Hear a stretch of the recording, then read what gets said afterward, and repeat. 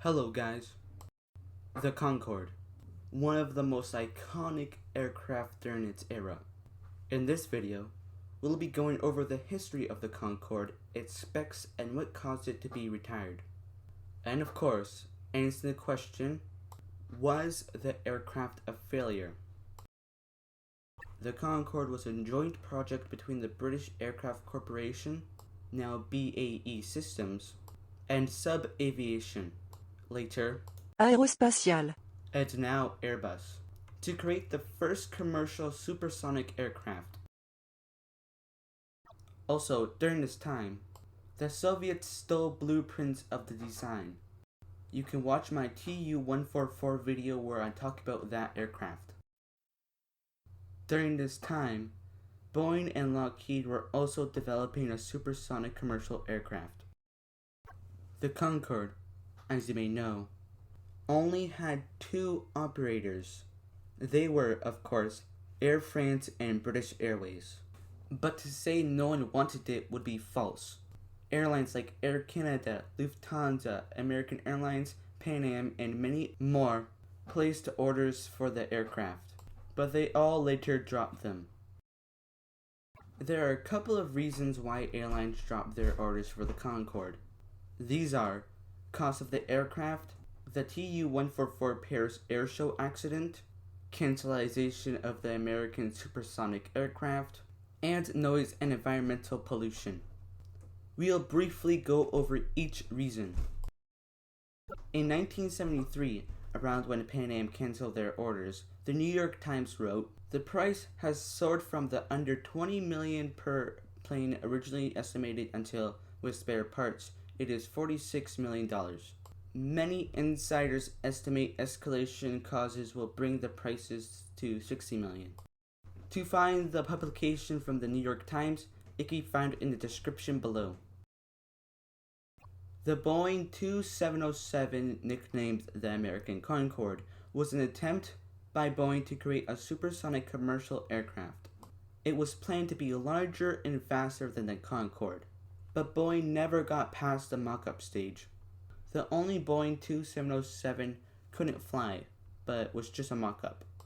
And if a big manufacturer like Boeing couldn't do it, and since both companies that were manufacturing the Concorde were smaller than Boeing, no one really knew if it was going to be successful or not. I won't go into depth what happened, since I've already talked about it in the Was the Tu-144 a Failure video. But during the Tu-144's demonstration flight, it went to a steep dive, then later broke mid-air. This really frightened the airline's plan to operate the Concorde. Even though it wasn't even developed by the British or French, it still stained both aircraft in the process. Most of you may already know this, but when an object, in this case the Concorde, goes over the speed of sound, something called a sonic boom happens. They can be very loud, which meant the Concorde couldn't go supersonic over any cities, exception with takeoff, which meant there were limited routes for the airlines to choose from.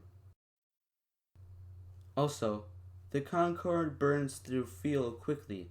In a Smithsonian episode, it says, in the short taxi to the runway, the plane's 4 engines have already used as much fuel as the average car uses in 6 months. Finally, after many years developing, designing, and testing, the Concorde was finally introduced in January 21st, 1976. As said before, there were limited routes that the aircraft flew on, like Paris to New York.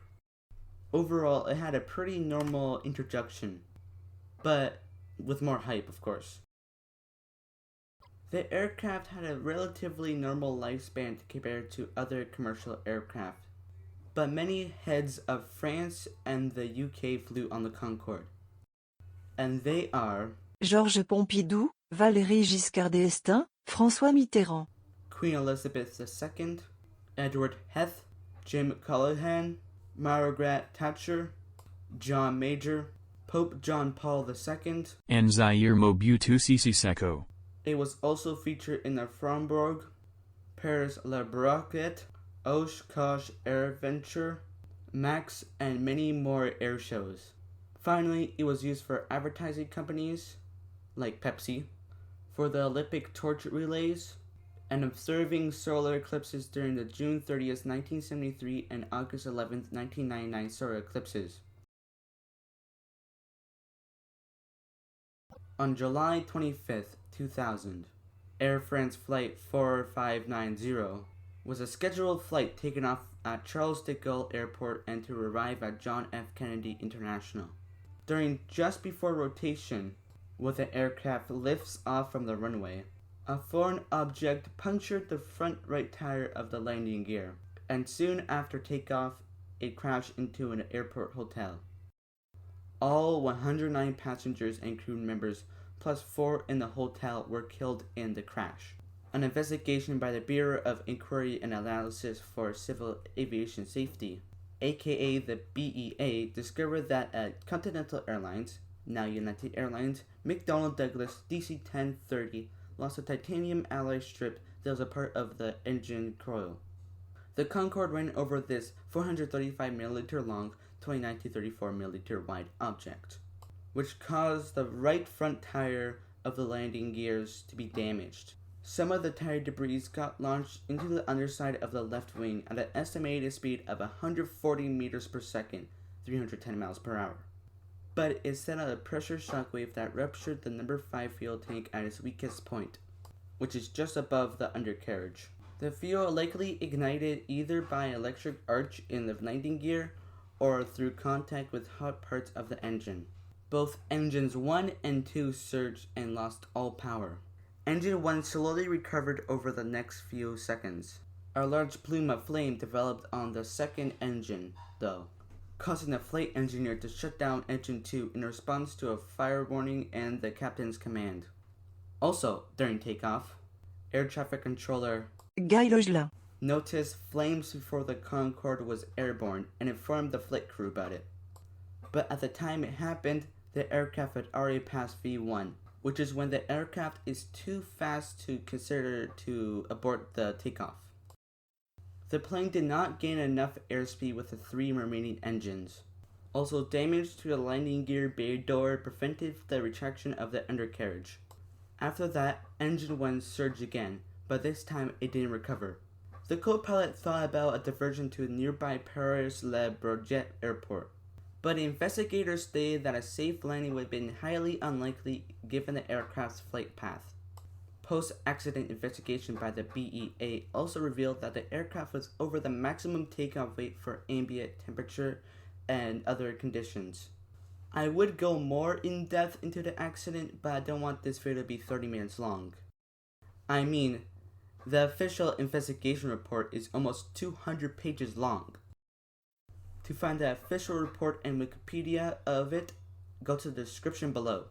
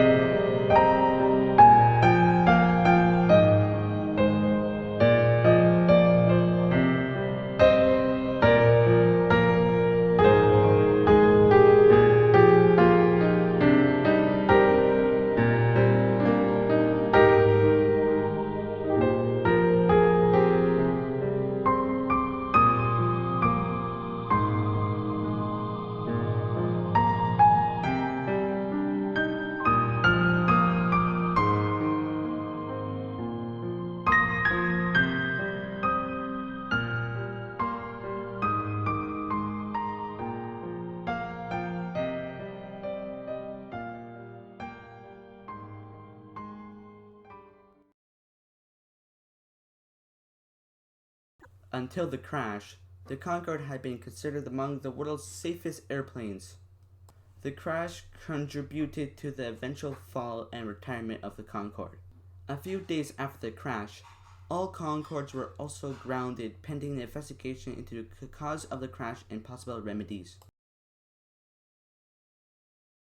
3 years after Flight 4590 crashed, on October 24, 2003, the Concorde was finally retired. Reason for the retirement was reputation, efficiency, cost of repairs, profit, and more. Currently, you can find them at the museums in France, Britain, and America. Now into their specifications. The aircraft used 4 Rolls-Royce/Seneca Olympus 593 Mk610 afterburned turboprops that could bring the aircraft to Mach 2.04. Its empty weight is 78,700 kilograms, and max takeoff weight is 185,070 kilograms. The range is 3,900 nautical miles. The length is 62.1 meters, height is 12.3 meters, and the wingspan is 25.5 meters. Well, that's all the information I'll be bringing up about the Concorde.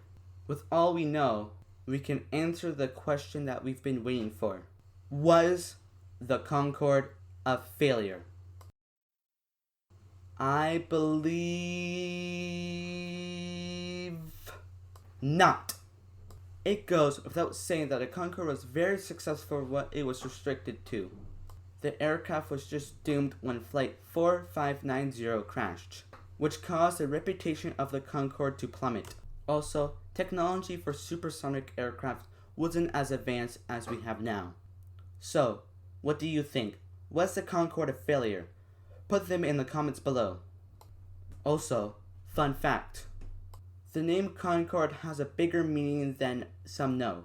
The word Concorde, without the E, means agreement, harmony, or union, and the E was added as it represented excellence, England, Europe, and Entente Sirdiale. Then later, Écosse. French name for Scotland, after someone wrote a letter saying that a part of the aircraft was made in Scotland. That part is the nose cone for the aircraft. On the screen, you can find my Twitter, Discord, YouTube channel, and a video YouTube thinks you'll enjoy. Well, I hope you enjoyed this video, and I hope to see you in the next one. Goodbye.